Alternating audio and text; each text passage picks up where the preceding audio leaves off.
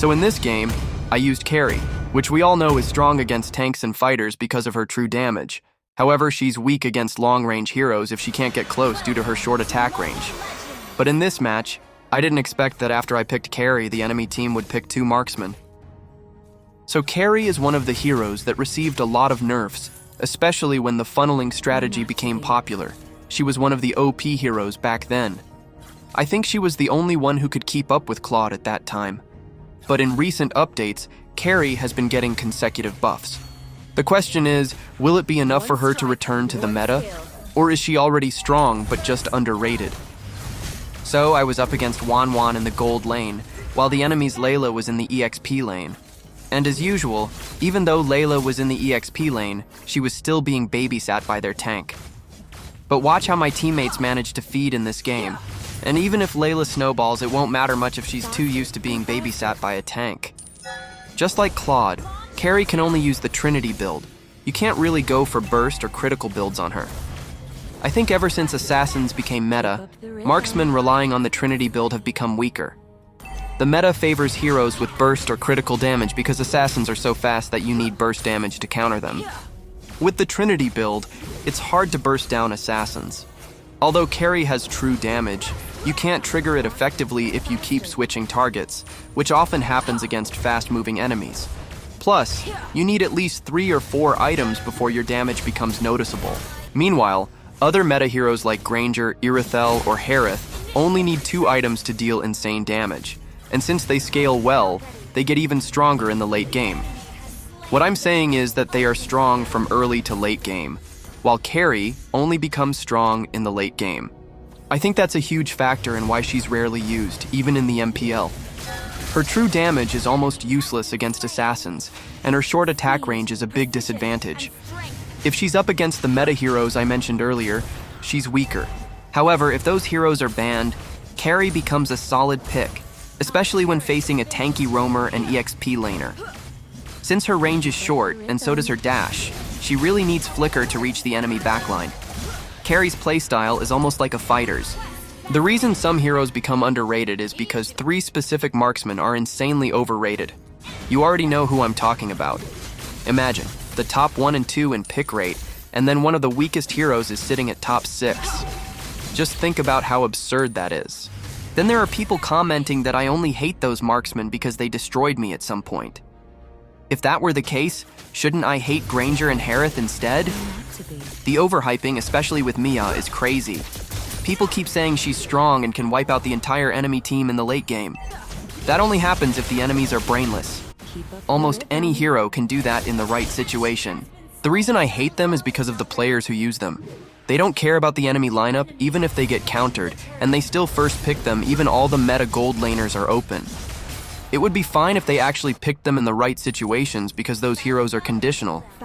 But the worst part is, they don't adjust even when there are marksman users with higher win rates. And if there's already a marksman in the team, they still pick another one. Just like in this game, someone even picked EXP Layla. And I'm sure this isn't the only match where this happens.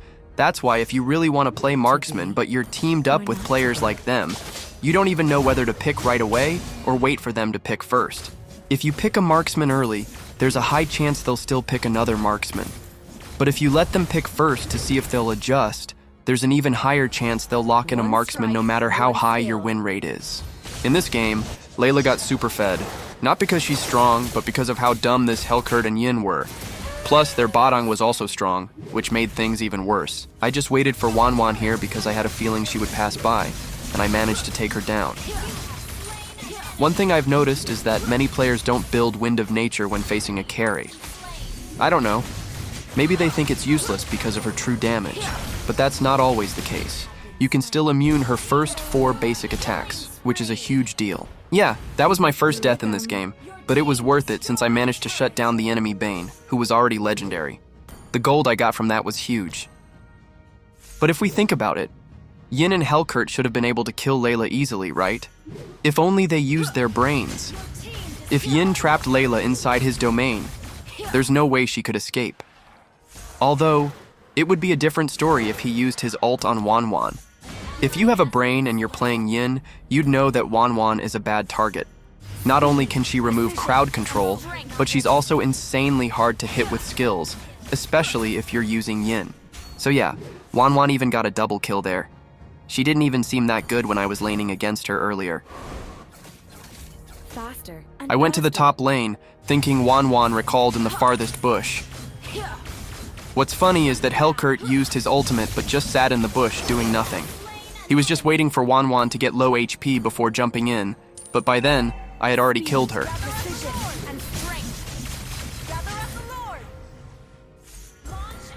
The enemy got the Lord since our jungler was dead earlier. Meanwhile, I was trying to push the top lane. Helkurt was in the mid lane and got hit by Selina's arrow, which led to his death.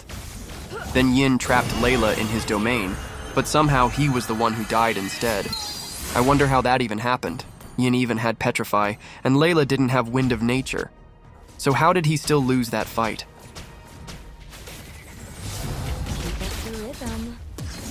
I was thinking too far ahead.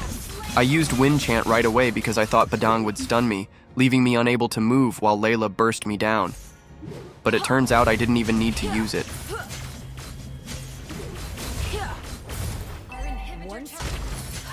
At this point, I can confidently say that Karrie can go toe-to-toe with any hero. With Golden Staff and her ultimate active, she can dish out consecutive true damage hits, making her feel like a burst-type hero. Even Badang, who should be tanky, feels like nothing against her.